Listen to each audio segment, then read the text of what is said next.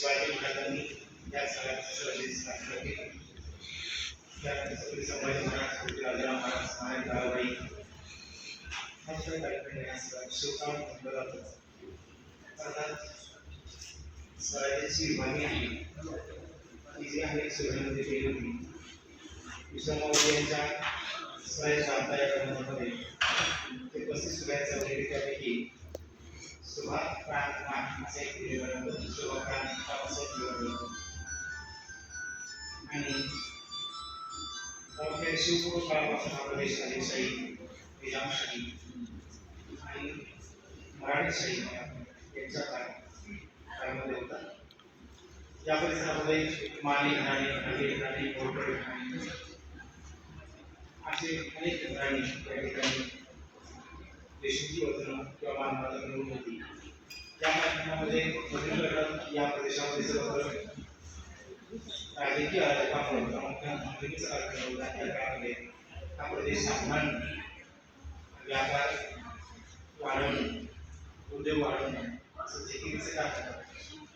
तसंच हा प्रदेश जसंच मूळतः दुष्काळ पट्टा मोठा जातो, कमी पर्जन्यमानाचा प्रदेश आहे, तरीही देखील या परिसरामध्ये जे काही बाजारपेठा विकसित झाल्या, काही व्यापाराची केंद्र उदयाला आली आणि याबरोबरच या भागातून काही मार्ग निर्माण झाले, त्या संबंधीचा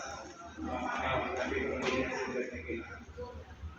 अर्थात मध्ययुगीन काळामध्ये गावाची व्यवस्था ही संपूर्ण खेडी असवायची या प्रकारची होती. कारण संस्कृतीमुळे गावाला सामरस्य लाभलं होतं. जाती संस्था, पंचायती, जातीच्या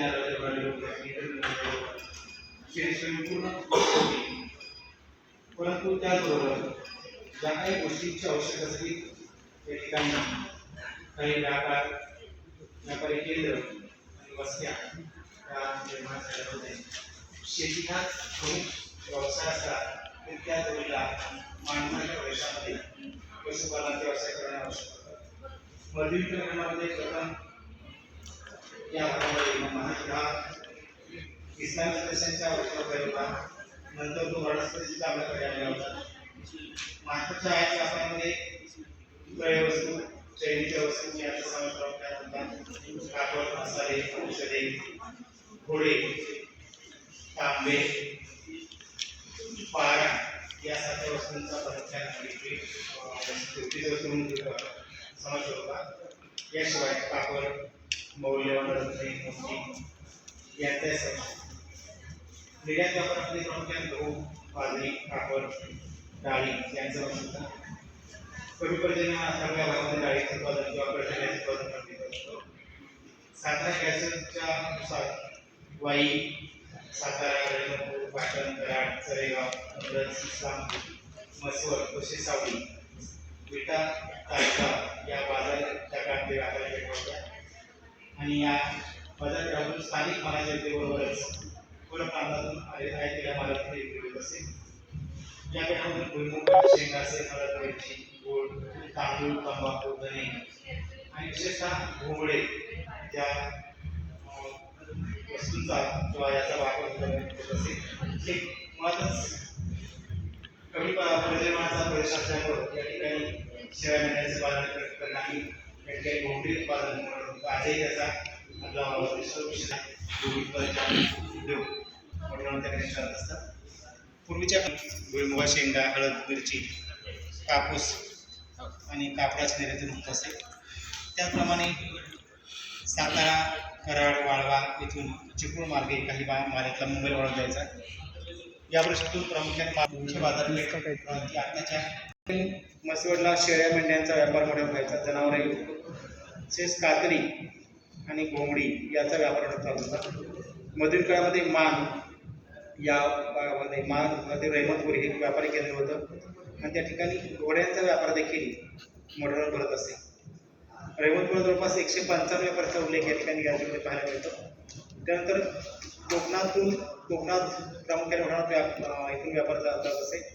यामध्येही हळद, मिरची किंवा गूळ, तांदूळ, तंबाखू, धने, घोंगडी यांचा प्रामुख्याने समावेश होता. या ठिकाणी परप्रांतातून देखील काही व्यापारी येत होते आणि त्याचे पुरावे म्हणजे आपलं नातेपोते हे जे गाव आहे, नातेपोते या हे ठाण त्या काळात प्रसिद्ध होतं. त्या नातेपोते असं म्हटलं जायचं. नाथपुत्त म्हणजे काय भगवान वर्धमान महावीरांचे या ठिकाणी पदस्पर्शानं हे गाव पावन झालं असं मानलं जातं. त्यामुळे त्याला नाथपुत्त असं म्हटलं जायचं.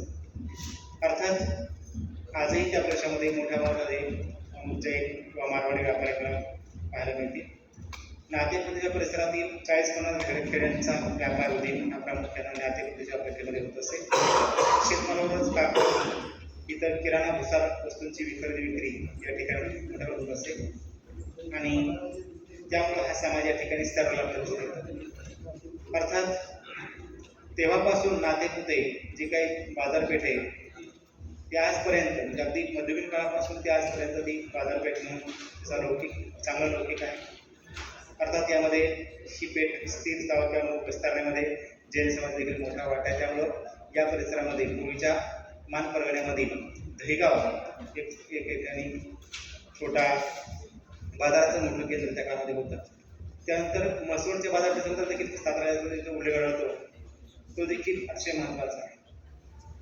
खटावचा उल्लेख कसबा असा त्या काळात पाहायला मिळतो. म्हणजे ज्या गावाला 12 गावांचा रंत हद्द लागली आहे त्याला कसब्याचं गाव असं लोकवादींनी म्हटलं आढळतं. पण कसबा याचा अर्थ ज्याच्याकडे कौशल्य असणारे जे कारागीर किंवा लोक राहत असत अशा ठिकाणाचा उल्लेख प्रामुख्यानं कसबा केला आढळतो. आणि त्याचबरोबर या ठिकाणी या मान परगण्यामधून या ठिकाणी शिंगणापूर, खटाव करण्यातील देसकळ शेजारच्या फलटणसारख्या मैदानी भागामध्ये या ठिकाणी दळण्याचे काही मार्ग होते. त्यामध्ये आजच्या काळात जे मार्ग होता आठवडा किंवा वारंवार फलटणला येतात ते मार्ग अगदी मध्ययुगीन काळापासून चालू आहेत असं आपल्याला दिसून येतं. त्याचप्रमाणे पंढरपूर मार्गे सोलापूर जाणाऱ्या त्रिपुरी, विसापूर, खारपूर, पिंगळी मार्गे जाणारे मार्ग तयार होते. आजही आपल्याला पुसेगावपासून ते पूर्वेकडे या मार्गावर जाणारे नवीन विकसित केले दिसते. कसवळी, मायनी, कडेरोण हा त्या काळात घाटमार्ग होता. साताऱ्याहून त्या ठिकाणी रत्नागिरी जिल्ह्यास रत्नागिरीला जाणाऱ्या रत्नागिरी जिल्ह्यात दाभोळ जाणाऱ्या मार्गांपैकी एक मार्ग या ठिकाणी इथून जात होता. त्याची लांबी जवळपास 357 किलोमीटर आजच्या भाषेमध्ये आहे.